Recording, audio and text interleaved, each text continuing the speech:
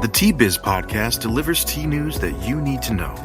A recap of the week's major headlines with commentary and cultural trends hosted by Dan Bolton. It is the voice of origin for tea professionals and enthusiasts worldwide. Think of us as a digital caravan of storytellers, bringing authentic, authoritative, and exclusive stories to you weekly from the tea lands.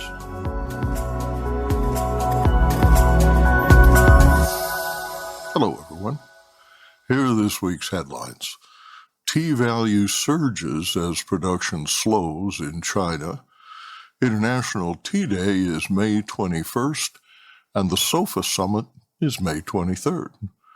Don't miss People's Picky Preferences in Tea, a European Specialty Tea Association webinar next Wednesday.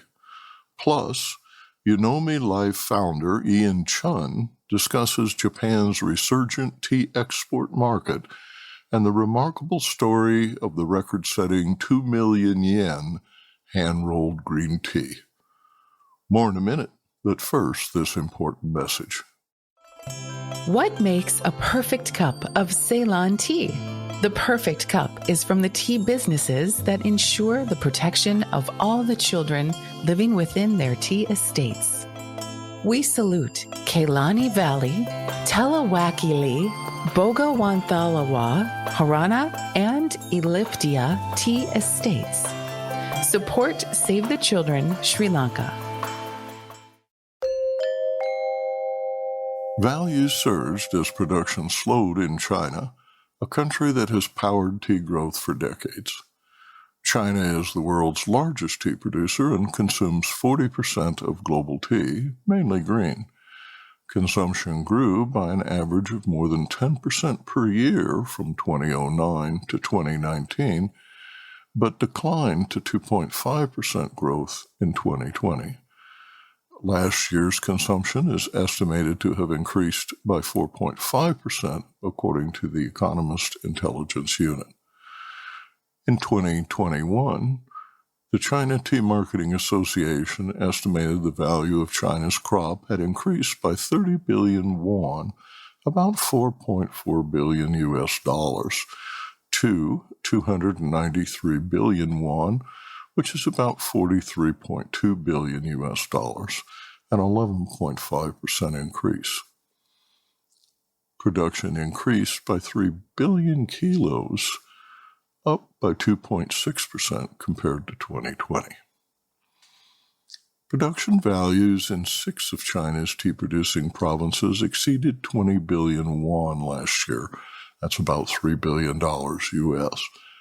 The province with the highest value crop was Jiangsu at 42 billion won, followed by Sichuan at 33.5 billion won, Fujian at 30 billion won, Zhejiang at 26 billion won, Hubei at 22 billion won, and Yunnan at 20 billion won.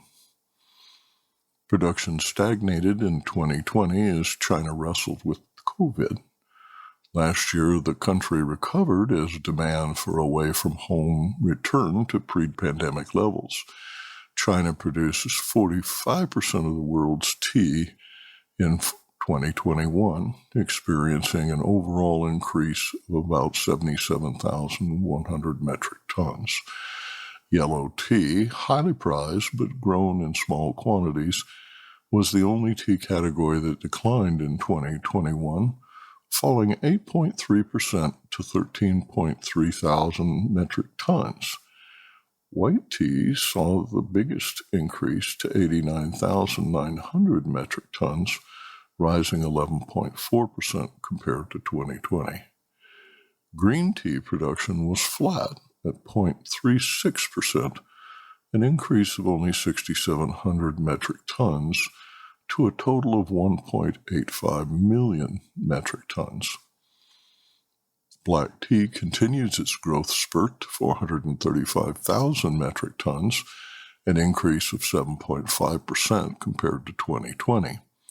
Dark tea production increased to 397,000 metric tons, a 6.3% increase, amounting to 23,500 metric tons. Oolong remains the fourth most popular tea among growers at 287,000 metric tons, but increased by only 3.4% compared to 2020. The provinces that produced the largest quantities of tea were Fujian, Hubei, Yunnan, Sichuan, and Jiangsu. Sichuan showed the highest gain in production, recording a 34,700 metric ton increase compared to 2020. Business Insight. Tea cultivation is considered essential to the Chinese government's efforts to reduce poverty. The government has eased access to credit for farmers applying for loans from agricultural banks and rural cooperatives that are used to purchase equipment and improve technology in the field. Consumption of black tea is accelerating, leading China to import significant quantities of orthodox and CTC teas from Africa, India, and Sri Lanka. The Tea and Herbal Association of Canada will conduct its third annual SOFA Summit from dusk till dawn on May 23rd. The event, hosted by THAC President Shabnam Weber, is a global village, a virtual gathering where experts in their field have conversations about tea, health, and tea culture. The summit is a YouTube live event, recorded and free for all. The summit begins at 7:30 a.m. on Monday, May 23rd. You can set a reminder at youtube.com to watch SOFA Summit 2022. International Tea Day is celebrated annually on May 21st, with events to raise awareness of the long history and deep cultural and economic significance of tea around the world. This year is the third observance. To learn more, visit www.un.org and search for Tea Day observances. People's picky preferences in tea. Tea trees are remarkably alike. Tea drinkers are not. Chewing newly sprouted leaves in the ancient forest in Jingmai tastes little different than nibbling buds plucked from expensive plantations in Shizuoka, Japan, Assam, India, Sri Lanka, or Mozambique. What sets tea apart is its transformation by the hands of man. Tea's infinite versatility results in chaotic, fragmented markets that are defined by consumer preferences in sourcing and cultural preparation. All the world's fine teas are local. Billion-dollar brands prosper by marketing blends globally, but suppliers that concentrate on producing local teas earn the highest profits. A key differentiator is a preference for broken and whole-leaf teas that are produced using traditional Orthodox methods. Generations of Russians, Ukrainians, and Eastern European tea drinkers, as well as those in Turkey, Iran, Iraq, Saudi Arabia, Libya, and Jordan, prefer Orthodox tea, a style that is experiencing a time of upheaval due to war and economic crisis. Join me in exploring regional tea brands, including Orimi, Kai, Tapal, Yorkshire, BOH, Dilma, and May tea, each with packaging, merchandising, and a taste so distinctive that consumers remain loyal for decades. The webinar, A Matter of Taste, is Wednesday, May 18th at 7 p.m. British Standard Time. That's 2 p.m. Eastern Standard Time. And the event is hosted by the European Specialty Tea Association. Registration is free. Visit specialityteaeurope.com/webinars to sign up. Marketers say there are 15,000 teas, but a more accurate number is 8.2 billion, which is the number of cups of tea consumed each day. Arvinda Anantharaman in Bengaluru reports on this week's tea auction prices. India Tea Price Report for the week ending May 7th, 2022. After a heat wave, the country is now experiencing rain and thunderstorm. Several parts of India, including Kolkata in the east and the southern coast and interior South India, have received rain and thunderstorms of varying intensity. In other news, in a historic move, Assam's tea gardens will see the opening of 97 high schools this week. So far, tea gardens have offered primary school education to children of tea workers. This has meant that once the children finish primary school, they have to travel far to continue the schooling. This has also led to increased dropouts. The current plan to introduce high schools was proposed back in 2017-18, with a plan for 200 schools, of which 119 were to be high schools. Besides lessons, the schools are also expected to offer breakfast and midday meals to students. In tea prices, all auction centers were operational for sale 18. In North India, orthodox leaf and dust saw good uptake in a continuing trend from the previous week. This trend was also seen in the south, with Coimbatore seeing 100% of orthodox leaf on offer sold and Kunur sold 100% of orthodox dust. Hindustan Unilever in the north and A.V. Thomas in the south were top buyers. Only half the Darjeeling tea on offer was sold, with a demand for organic whole leaf grades. We also have a comparison with sale 18 for 2021, and this indicates a lower volume of CTC leaf and dust in both North and South India this year. And now, a word from our sponsor. Q-Trade understands that a successful tea blend goes beyond the creative fusion of appearance, aroma, and flavor. Our multi-award-winning product development team is passionate about converting natural ingredients into sensory experiences that customers crave. Every recipe is formulated with a commercial backbone of dependable quality sourcing, with a pricing structure that supports a safe, regulated, profitable, and scalable blend. Q-Trade meets every brand's retail, food service, and e-commerce need. For more information, visit our website, qtradeteas.com. This week, T-Biz travels to Tokyo to discuss with Yunomi Life founder Ian Chun Japan's resurgent tea export market and the remarkable story of the record-setting 2 million yen hand-rolled green tea.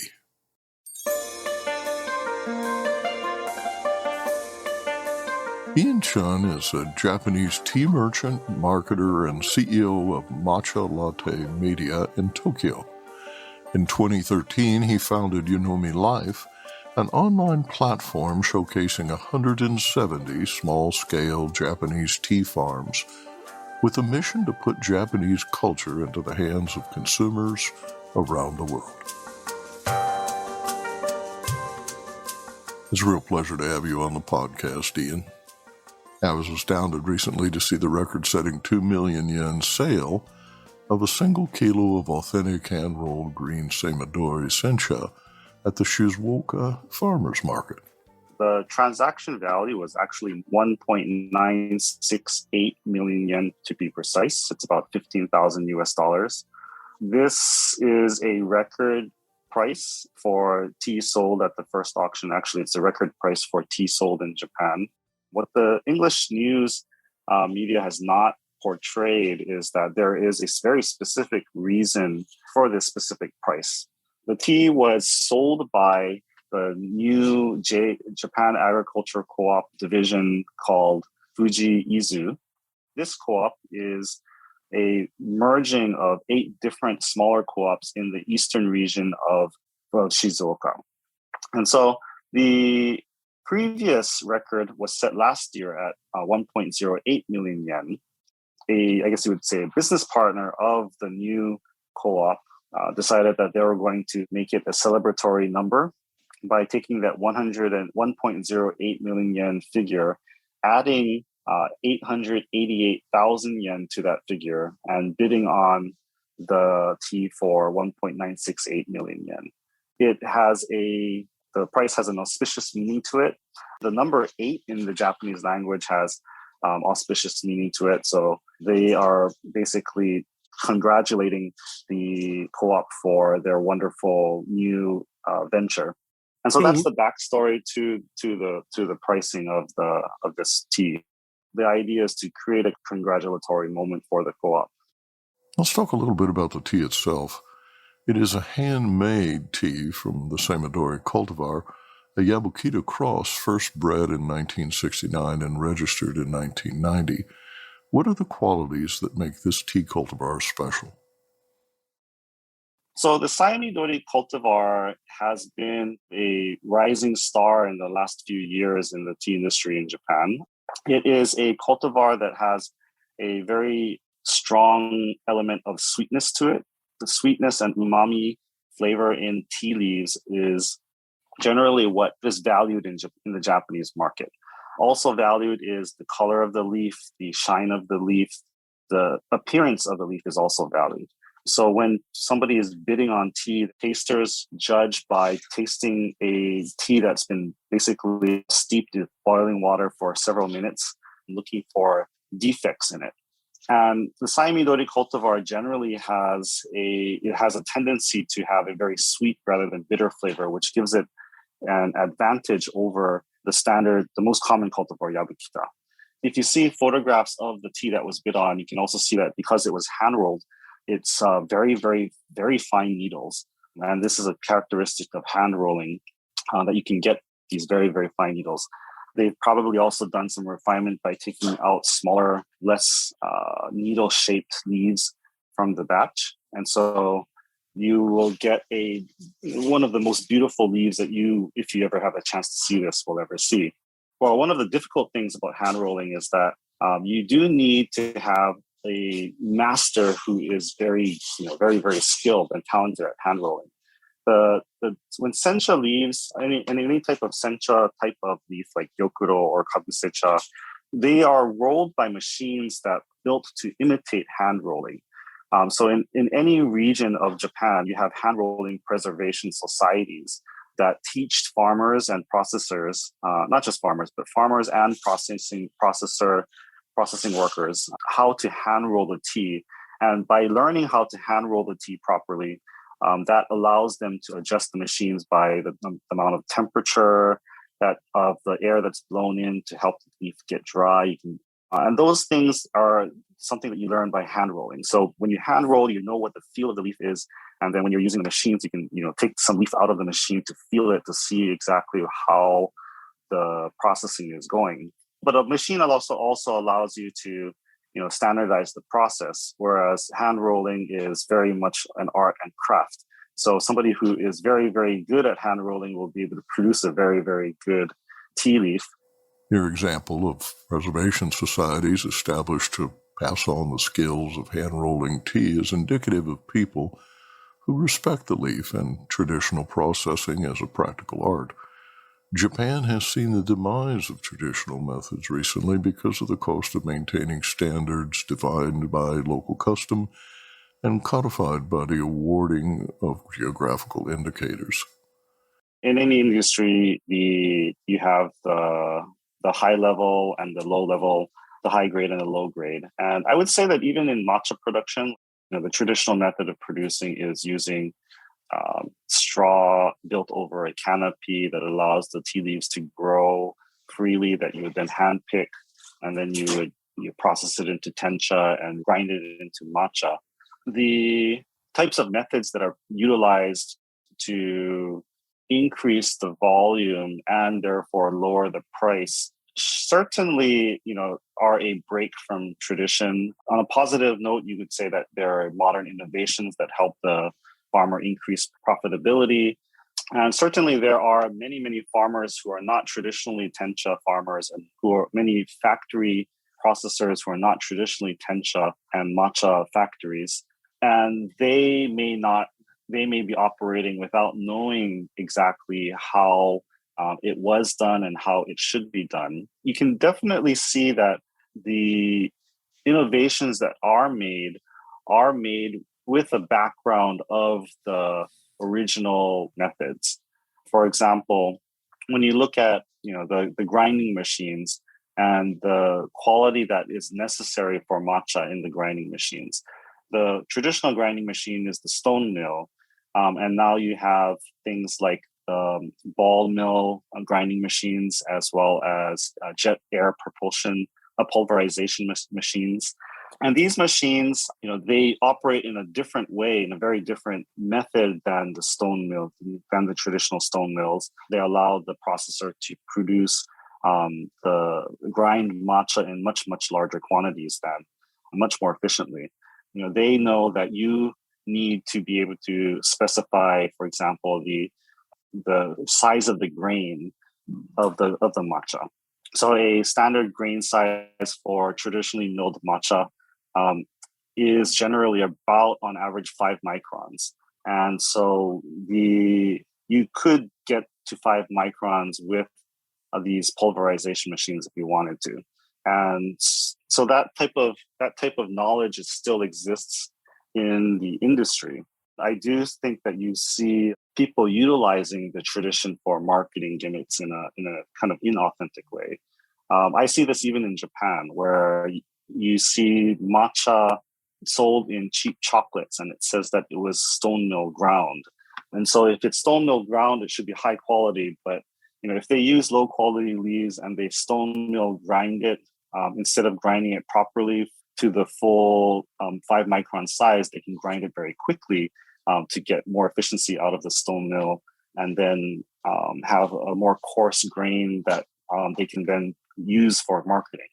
So it works both ways, I think. And there's definitely a lot of knowledge in the industry that is based off of a century of research. You could say that the Japanese producers have been researching tea methods for hundreds of years.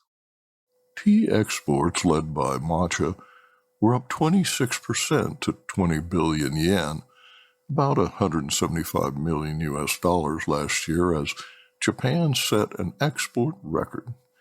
Outbound marketing led to a 17% increase in volume. The government has set a 30 billion yen per year sales goal by 2030. There is even provincial-level funding for marketing Japanese teas overseas in Europe and the U.S. Will you share your insights on export opportunities? So this still represents about 7% of Japanese production, which is a record, and it's increasing. Exports represent last year where set a record. It still only represents a fraction of the industry. Exports are rising, and bottled tea is rising in terms of consumption, and that has been made clear by the Ministry of Agriculture here. Leaf tea consumption has actually been decreasing. More and more people are moving away from purchasing leaves and steeping leaves, and therefore the industry itself is very aware of the slow crisis that's building. The demand for the larger demand for tea in Japan is decreasing. The export demand is increasing, but not nearly enough to back up or replace the decreasing domestic demand for tea leaf. It's just why producers in Japan ask their buyers, what kind of tea does the market in your country want? There needs to be more communication, I think. I think that will improve everything.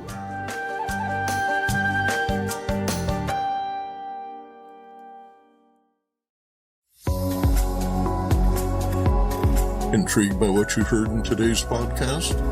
Would you like to learn more from our global network of Tea Biz journalists and tea experts? Remember to visit the Tea Biz website for more comprehensive coverage. That's www.t-biz.com.